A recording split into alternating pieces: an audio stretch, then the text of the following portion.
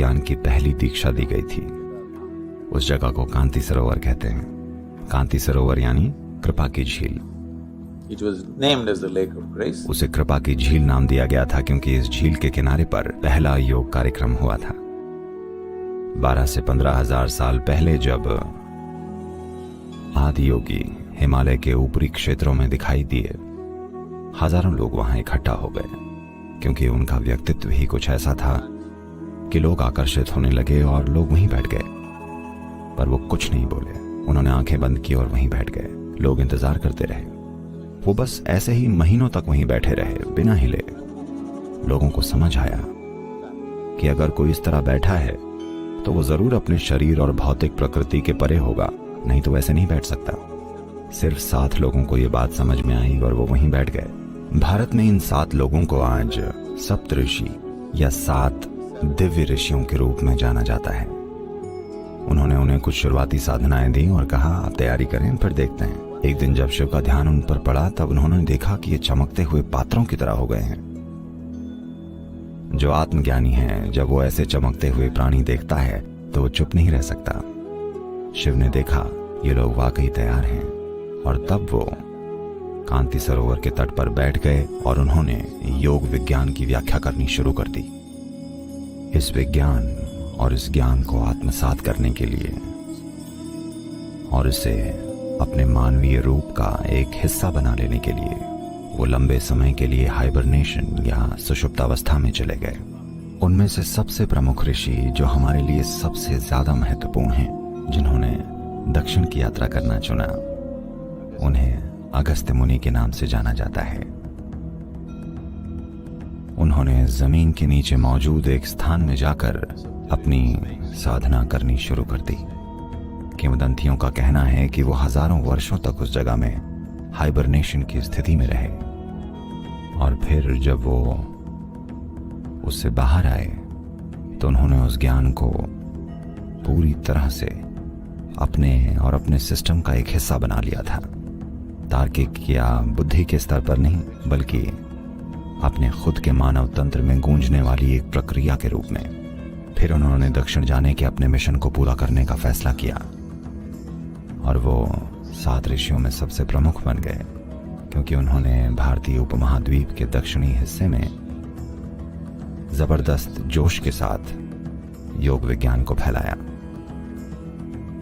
और जितना मैंने सुना है, उन्होंने देश में शायद 700 से अधिक आश्रम स्थापित किए, जिनके अलावा कई दूसरी छोटी जगहें भी हैं, पक्के आश्रम जहां साधना होती थी। और उन्होंने उन स्थानों पर कोई गुरु स्थापित किए ताकि साधनाएं चलती रहें। उन्होंने देश भर में 700 से अधिक आश्रम स्थापित किए ताकि आध्यात्म रोजमर्रा की जिंदगी का एक हिस्सा बन जाए।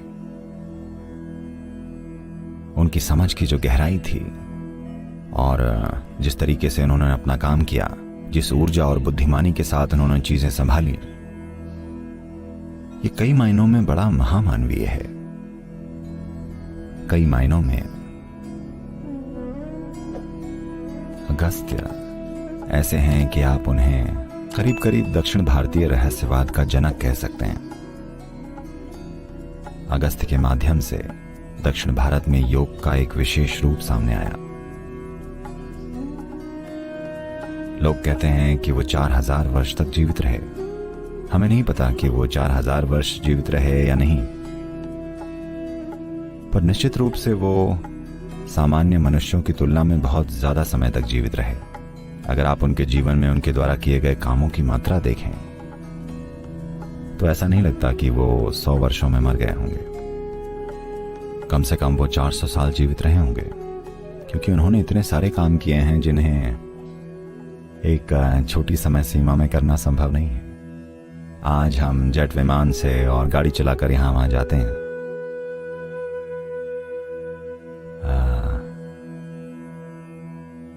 समझिएगा, हम कम समय में बहुत कुछ करने में सक्षम हैं, पर अगस्त्य ने पैदल चलते हुए इतनी सारी यात्राएं की कि किसी के लिए भी सामान्य इंसानी उम्र में इतना सारा काम करना असंभव है। पक्का वो बहुत लंबे समय तक जीवित रहे, शायद 400 साल रहे होंगे या शायद 4000 साल, या तो लोगों ने एक और जीरो जोड़ दिया होगा। आखिरकार जीरो है। पर उन्होंने अतुलनीय काम किए थे। ये अगस्त मुनि ही थे जिन्होंने कार्तिकेय के क्रोध पर काबू पाया था। कार्तिकेय शिव के पुत्र थे, तो वो बहुत गुस्सा हो गए थे, इसलिए वो अपने पिता से दूर जाना चाहते थे। तो वो बड़े क्रोध में दक्षिण की ओर चल पड़े और वो एक योद्धा बन गए। कई मायनों में वो एक बेजोड़ योद्धा थे। वो जीतते चले गए। वो शासन करने के लिए लोगों को नहीं हरा रहे थे। उन्हें जो कोई भी अन्यायपूर्ण लगा वो उसका वध करते चले गए, क्योंकि उन्हें लगता था कि उनके माता पिता ने उनके साथ अन्याय किया है और वो न्याय लाना चाहते थे। जब आप गुस्से में होते हैं तो आपको सब कुछ अन्यायपूर्ण लगता है ना? अगर गुस्सा आ जाए तो आपको हर छोटी छोटी बात पर लगेगा कि आपके साथ कोई बड़ा अन्याय हो रहा है। तो उन्हें लगा कि दुनिया में बहुत अन्याय है, तो इसलिए उन्होंने कई लोगों को मार डाला। तो उन्होंने कई लड़ाइयां लड़ी और वो दक्षिण की ओर बढ़ते चले गए। ये अगस्त ही थे जिन्होंने उनके इस क्रोध को उनके आत्मज्ञान का साधन बना दिया और अंत में कार्तिकेय ने सुब्रमण्य में विश्राम पाया। तो आखिरी बार उन्होंने सुब्रमण्य में अपनी तलवार धोई और कुछ समय के लिए वहां बस गए और फिर कुमार पर्वत पर जाकर उन्होंने सीधे खड़े खड़े महासमाधि ले ली। So this great art of transforming Kartikeya's anger into a means for his enlightenment was Agastya's work. Kartikeya के क्रोध को उनके आत्मज्ञान के साधन में बदलने की ये महान कला, ये अगस्त का ही काम था। और दक्षिण भारत के ये सभी सिद्ध लोग, वो सभी अगस्त की ही परंपरा से जुड़े हुए हैं। एक तरह से हर वो चीज जो मैं कर रहा हूं वो अगस्त के काम का ही एक छोटा सा विस्तार है। उन्होंने एक जबरदस्त महल बनाया है, हम उसमें बस एक और कमरा जोड़ रहे हैं, क्योंकि उनके दक्षिण भारतीय रहस्यवाद का एक अलग ही स्वाद है जो कि अगस्त मुनि की वजह से ही है। तो उन्होंने बाकी 6 की तुलना में सबसे ज्यादा बड़े क्षेत्र को रूपांतरित करने का फैसला किया और उसे कई अलग अलग तरीकों से रूपांतरित किया। उन्होंने ये पक्का किया कि आध्यात्म का एक तत्व हर किसी के जीवन में हो। ये शायद अब कम हो रहा है, पर फिर भी अगर आप पिछली पीढ़ी को देखें तो आज भी ये काफी हद तक मौजूद है। यहां तक कि दक्षिण भारत में या उत्तर प्रदेश के दक्षिण में कहीं भी आप एक साधारण किसान को भी देखें तो आप पाएंगे कि एक साधारण किसान में भी आध्यात्म का कुछ तत्व है। यह अगस्त का काम था।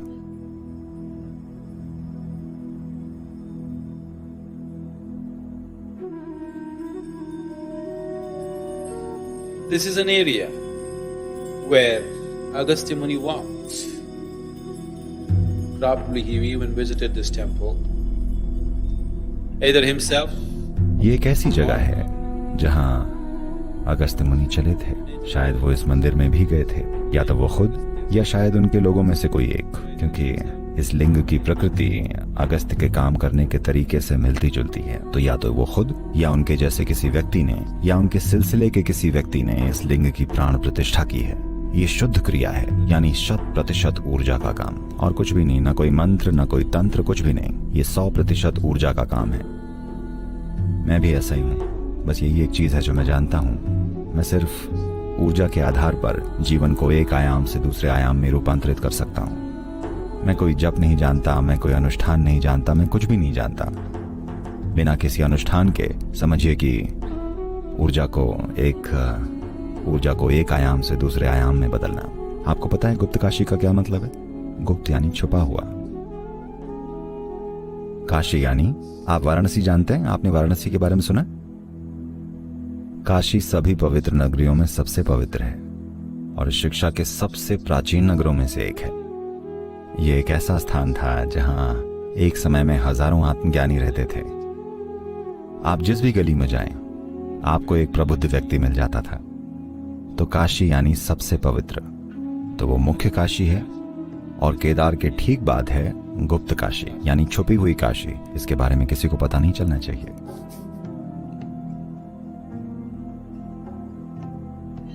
अगस्त्य की दक्षिण यात्रा के बारे में ऐसी बहुत सारी कहानियां हैं कि जब वो दक्षिण की ओर जा रहे थे तब उनकी मुलाकात विंध्याचल से हुई। विंध्य भारत में एक और पर्वत श्रृंखला है जो हिमालय की तुलना में बहुत पुरानी पर्वत श्रृंखला है।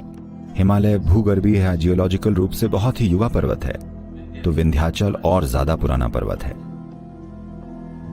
यह दुनिया के सबसे पुराने पर्वतों में से एक है। तो सभी पहाड़ों के बीच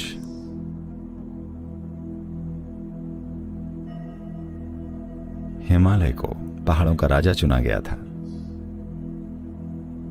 तो जब अगस्त्य दक्षिण की ओर जा रहे थे तब विंध्याचल क्रोधित हो गए और उन्होंने अगस्त्य को रोककर कहा, आप ये कैसे कर सकते हैं? आप हिमालय को राजा कैसे बना सकते हैं? वो मेरी तुलना में सिर्फ एक बच्चा है, आप उसे राजा कैसे बना सकते हैं? अब अगस्त्य जानते थे कि अगर एक पर्वत गुस्सा हो गया तो ये बुरा हो सकता है। जब एक आदमी को गुस्सा आता है तब भी बहुत बुरा हो सकता है, पर जब कोई पहाड़ क्रोधित हो जाए तो पता नहीं वो क्या करेगा। अब अगस्त्य वहां बैठे तो विंध्याचल, जो कि एक बहुत बड़े भक्त थे, उन्होंने अगस्त्य को प्रणाम किया। तो अगस्त्य ने कहा, बस ऐसे ही रहें, वहीं रहें, मैं दक्षिण की ओर जाकर वापस आऊंगा, फिर हम आपकी समस्या को समझेंगे। तो विंध्याचल झुका रहा और अगस्त्य के वापस आने की प्रतीक्षा करता रहा।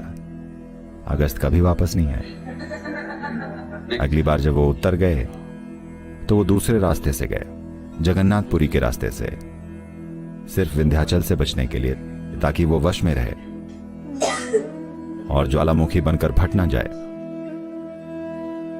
तो विंध्याचल बहुत छोटा रह गया। वो छोटा है क्योंकि वो झुका हुआ है। हिमालय ऊंचा है क्योंकि वो खड़ा है और अभी भी बढ़ रहा है।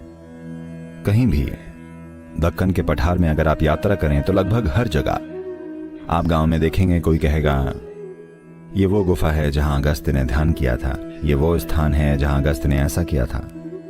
बीआर हिल्स के सभी स्थानों में, जिसे बिलीगिरी रंगन बेट्टा कहते हैं, जो कर्नाटक में चामराजनगर जिले में स्थित है। तो बीआर हिल्स में एक जगह है जहां एक सैम्पिके के पेड़ को क्या कहते हैं, इसे इंग्लिश में क्या कहते हैं? सैम्पिके, चंपका कहते हैं क्या?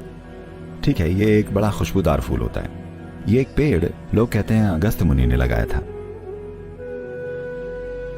ये पेड़ पक्का बहुत ही अविश्वसनीय रूप से पुराना है। ये पूरी तरह से गांठदार हो गया है और ये अपनी तरह के किसी भी पेड़ से बहुत पुराना दिखता है। लोगों का कहना है कि इस पेड़ को अगस्त्य ने 6000 साल पहले लगाया था। इसे डोडा कहते हैं, डोडा सैम्पिके, क्योंकि डोडा सैम्पिके यानी बड़ा सैम्पिके, ये इतना बड़ा है। और अगस्त्य ने यह पेड़ लगाया था और वो कुछ समय तक वहीं रहे थे।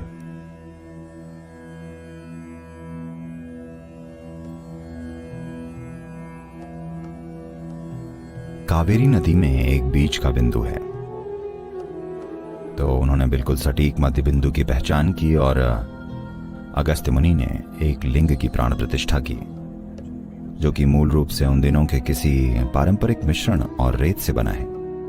तो ये एक रेत का लिंग है जो आज भी बरकरार है, शारीरिक रूप से ही नहीं, हर तरह से बरकरार। इसे कावेरी की नाभि के रूप में देखा जाता है क्योंकि ये मध्य बिंदु है। और उन्होंने जो बनाया है, काश मेरे पास यहां बिताने के लिए थोड़ा और समय होता, पर यह धमाकेदार है, जैसे कि इसे कल ही बनाया हो, और यह अविश्वसनीय है।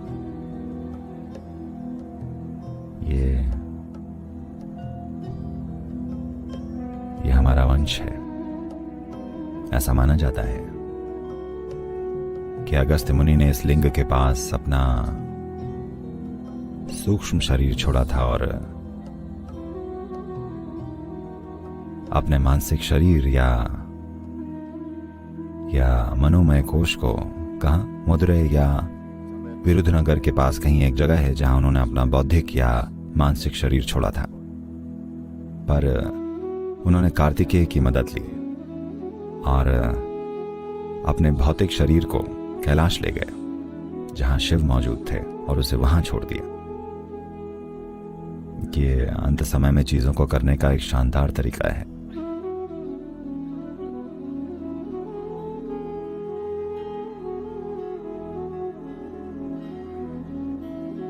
कैलाश मेरे लिए एक जबरदस्त आध्यात्मिक पुस्तकालय की तरह है।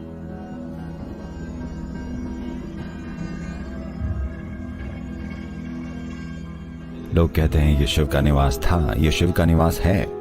इसका मतलब ये नहीं कि वो आज भी वहां बर्फ पर नाचते हैं। इसका मतलब कि हर वो चीज जो वो थे इस जगह में वो निवेशित है। न केवल वो बल्कि हर कोई जो आया।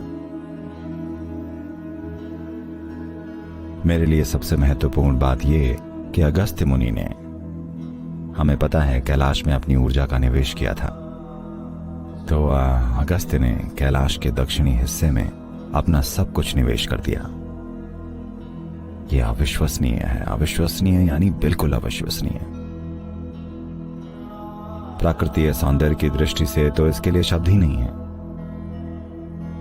पर शक्ति और ऊर्जा की दृष्टि से भी यह बिल्कुल अतुलनीय है।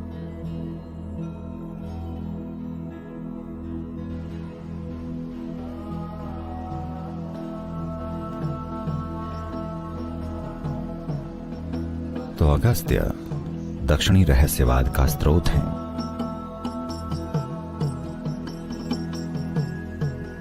मैं जो कुछ भी हूं उसका स्रोत अगस्त्य मुनि ही है। आप कह सकते हैं मैं बस उनका एक नाखून हूं जो फिलहाल आपके जीवन को कुरेद रहा है।